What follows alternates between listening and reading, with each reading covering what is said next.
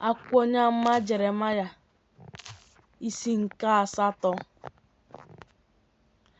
Na mgbe ahụ, ọ bụ ihe si n'ọnụ Jehova pụta, ha ga-ekpopụta ọkpụkpụ ndị eze Juda, na ọkpụkpụ ndị isi ya, na ọkpụkpụ ndị nchụaja, na ọkpụkpụ ndị amụma, na ọkpụkpụ ndị bi na Jerusalem n'ihi ha. Ha ga-agbasa ha n'anyanwụ na n'ọnwa, na n'ụsụ niile nke ihe eluigwe, nke ha hụrụ n'anya, nke ha fewokwara, nke ha jesowokwara, nke ha chọwokwara, nke ha kpọwokwara isiala nye. Agaghị achịkọta ha, agaghị elikwa ha. Nsị anụ nke dị n'ihu ala ka ha ga-aghọ. Ha ga-ahọpụtakwa ọnwụ karịa ndụ, bụ ndị niile fọdụrụ, ndị fọdụrụ site n'agbụrụ ọjọọ a, ndị fọdụrụ n'ebe niile m chụsaworo ha. Ọ bụ ihe si n'ọnụ Jehova nke ndị agha pụta. Ị ga-asịkwa ha, otu a ka Jehova sịrị, ha ga-adaghara ibili ọzọ. Mmadụ ọ ga-adaghachi azụ ghara ịlọta? Gịnị mere ndị nka nke Jerusalem ji adaghachi azụ na ndaghachi azụ ebighị ebi? Ha ejidesiwo aghụghọ ike, ha ajụwo ịlọta.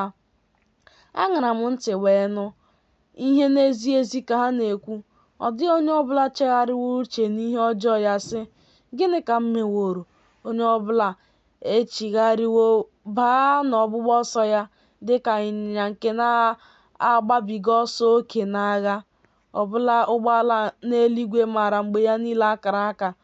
Ọzọ, nduru na eleke na okwoli na-arịba mgbe ọbịbịa ha ama. Ha na-arịba mgbe ọbịbịa ha ama, ma ndị m amaghị ikpe Jehova. Unu si aṅaa sị, ndị maara ihe ka anyị bụ? Iwu Jehova dịkwa n'aka anyị. Ma otu ọ dị, lee, okwu ụgha ka pen ụgha nke ndị odeakwụkwọ meworo ya. Ihere emewo ndị maara ihe, ha atụwo ụjọ, e wee jide ha. Lee, okwu Jehova ka ha jụworo. Ọ bụkwa ụdị amamihe gịnị ka ha nwere? N'ihi nke a ka m ga-achịrị nwunye ha nye ndị ọzọ, werekwa ubi niile ha nye ndị ga-enweta ha. N'ihi na site n'onye dịkarịsịrị nta wee ruo onye dịkarịsịrị ukwuu, onye ọbụla bụ onye akpịrị uru na-ezighị ezi na-akpọ nkụ. Site n'onye amụma wee ruo onye nchụaja, onye ọbụla na-eme ihe ụgha. Ha wee gwọọ mgbaji ụkwụ na aka nke ada ndị m na-akpọghị ihe, sị, udo, udo, mgbe udo na-adịghị. Ọ dị ihere mere ha mgbe ha mere ihe arụ? Mba, ihere adịghị eme ha ma ọlị. Ọ dịghịkwa itinye n'ọnọdụ ihere ha maara. N'ihi nke a, ha ga-ada n'etiti ndị na-ada ada, na mgbe e letara ha, ha ga-asụ ngọngọ, ka Jehova sịrị, m ga-ekpochapụsị ha. Ọ bụ ihe si n'ọnụ Jehova pụta.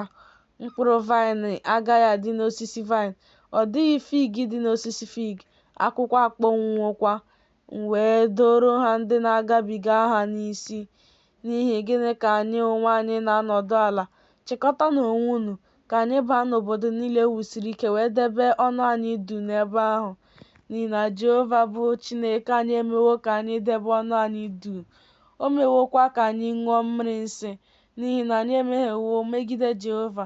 Anyị lere anya udo, ma ọ dịghị ezi ihe bịara. Anyị lere anya mgbe ọgwụgwụ, ma lee oke egwu. Site na Dan ka a nụrụ ịma imi nke ịnyịnya ya niile, site n'ọrụ ebube niile nke ịnyịnya ya niile dị ike ala nke a niile amawo jijiji. Ha wee bịa richapụ ala n'uju ya, obodo na ndị bi n'ime ya.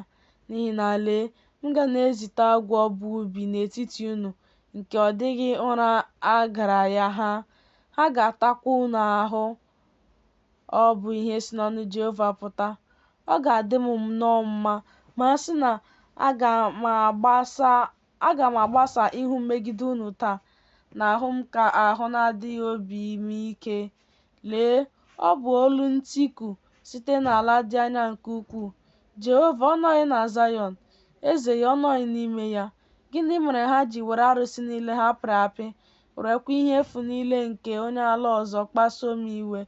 Owuwe ihe ubi agabigawo, nghọkọta mkpụrụ agwụsiwo, ma anyị onwe anyị azọpụtaghị anyị. N'ihi mgbaji ụkwụ n'aka nke ada ndị m ka agbajiworo ụkwụ n'aka. Ana m eyi uwe mkpe, iju anya ejidesiwo m ike. Ọ dịghị balm dị na Gilead, ọ dịghị dibịa nọ n'ebe ahụ. Ọ bụkwa gịnị mere anụ ahụ ohu na-ejighị ekpuchi ahụ ada ndị m.